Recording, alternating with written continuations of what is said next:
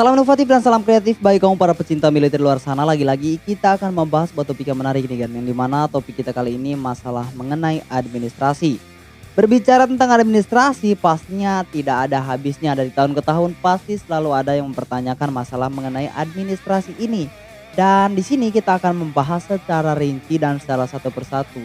Dan semoga dengan pembahasan ini tidak ada lagi yang bertanya tentang administrasi. Karena di video kali ini kita akan membahasnya secara tuntas dan secara rinci, dan bahkan ada teman-teman yang bertanya dan pertanyaannya seperti ini. Dan kita akan menjelaskan secara satu persatu mulai dari data administrasi yang perlu kita siapkan, yang perlu dilegalisir, dan masalah mengenai rapot sesuai dengan pertanyaan teman-teman semua tentunya ya. Jadi saya harap teman-teman bisa simak video ini dari awal hingga selesai walaupun durasi video ini agak lama karena memang masalah mengenai administrasi, dan jika kita berbicara tentang administrasi tentu saja videonya dan durasinya pasti panjang. Sebelum kita lanjut ke videonya, jangan lupa untuk klik like, subscribe, serta lonceng notifikasinya biar kamu tidak ketinggalan berita dan bahkan info yang penting dan menarik dari channel ini.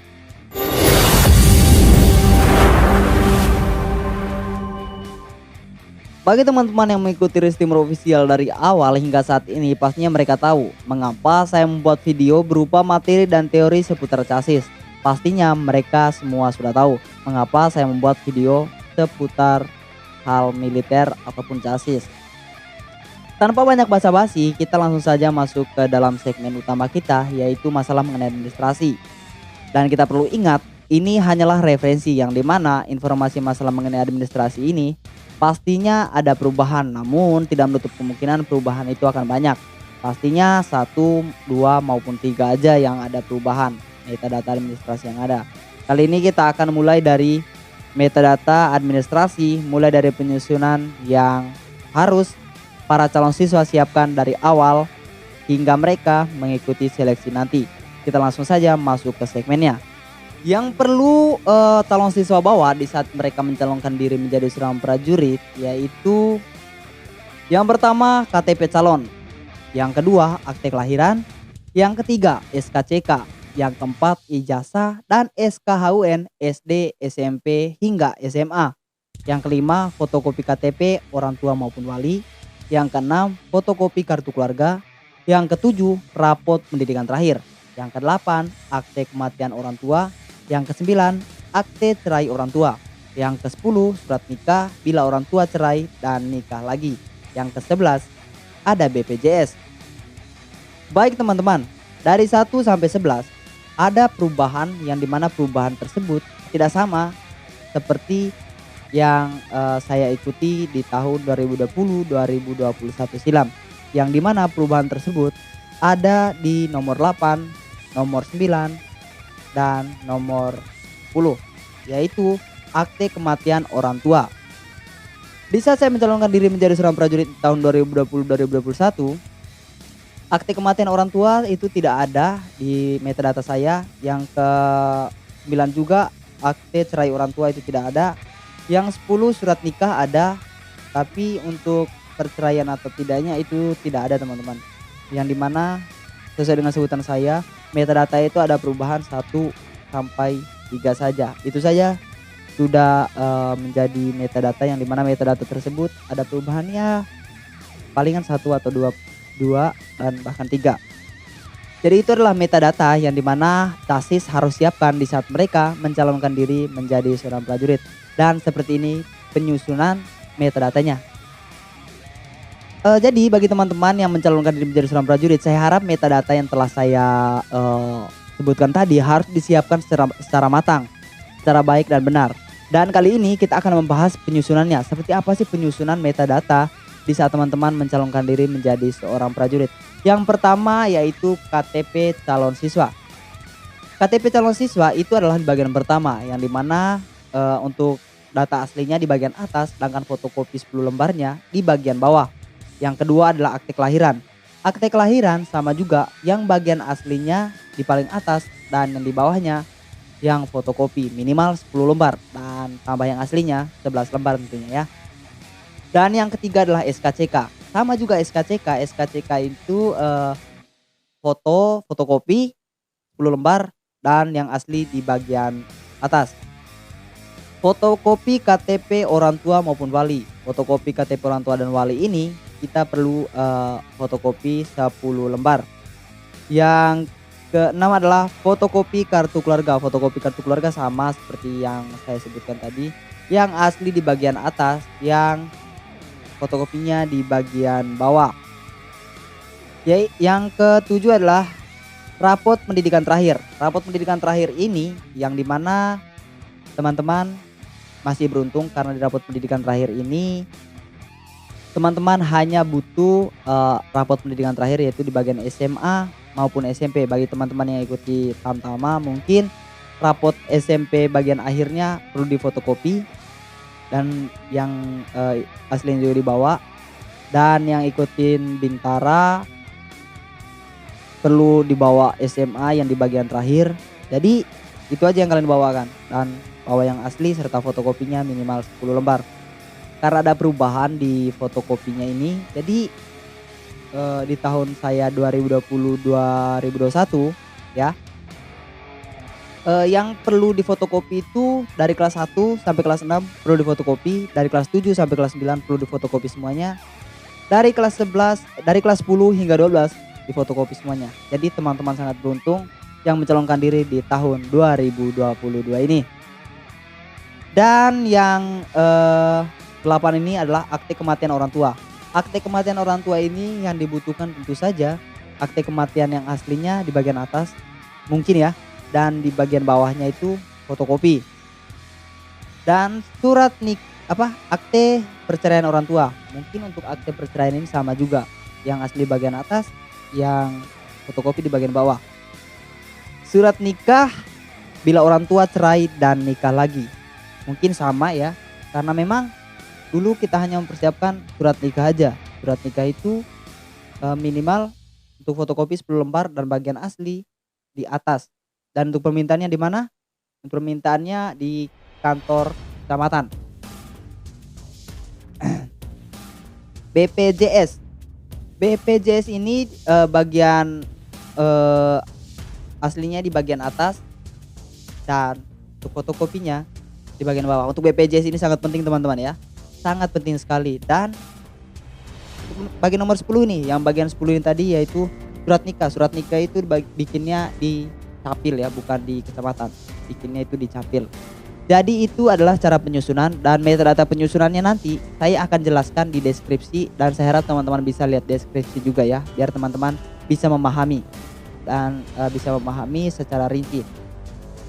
Karena di sini saya menjelaskan 21 administrasi yang perlu kamu siapkan di saat mencalonkan diri, ada lagi 10 administrasi yang benar kamu siapkan, dan 10 administrasi ini yang akan diberikan oleh Babinsa kita di saat kita mencalonkan diri menjadi seorang prajurit. Apa saja itu? Ini dia, simak videonya.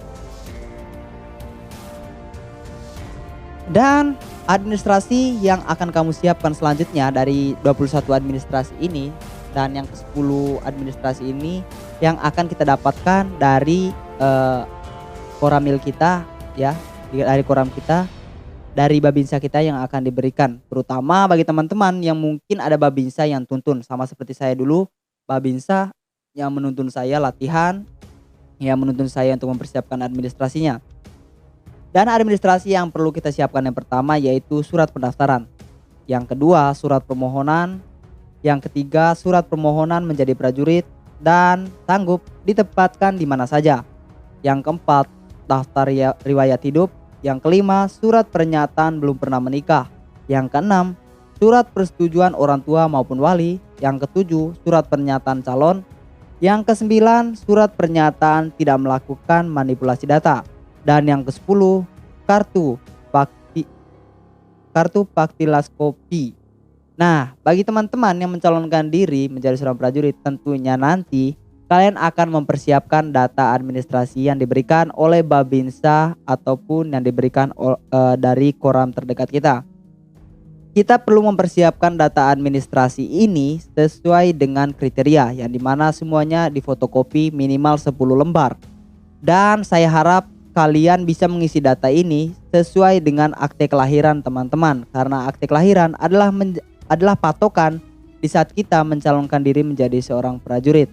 Jika ada perubahan data ataupun nama di bagian rapot, KTP ataupun yang lainnya, itu segera dirubah dan ikuti jalur akte kelahiran, karena akte kelahiran adalah poin utama yang dimana data administrasi kita itu valid dan benar-benar yang sesungguhnya, yaitu di akte kelahiran itu.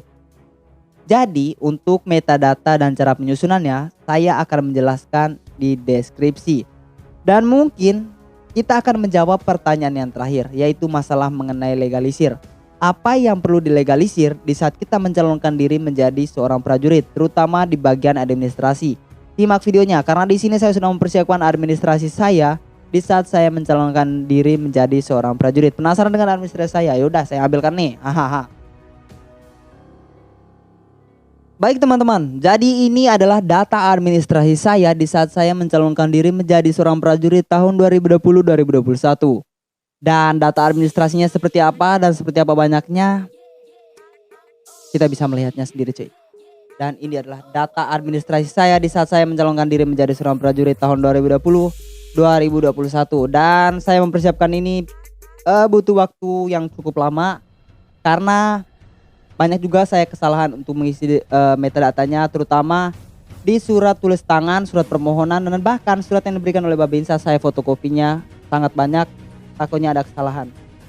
Dan tentu saja di saat kita mengisi administrasi ini pasti banyak sekali kesalahan yang kita lakukan. Jadi saya harap teman-teman bisa mempersiapkannya sebaik mungkin. Oke, kita langsung saja masuk ke pembahasan masalah mengenai legalisir, terutama di bagian rapot. Apa sih yang perlu legalisir di bagian rapot ini? Kita langsung simak ke video utamanya.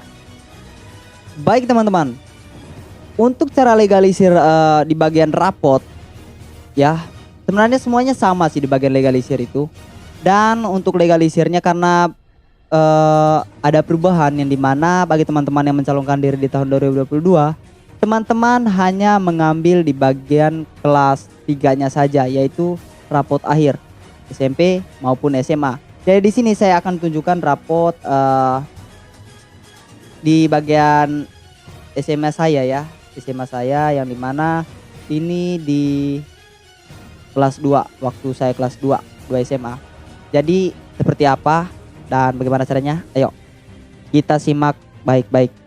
Jadi teman-teman, ini adalah fotokopi data administrasi saya yang dimana ini sangat penting yang harus teman-teman tahu. Dan ini dia, seperti ini legalisirnya.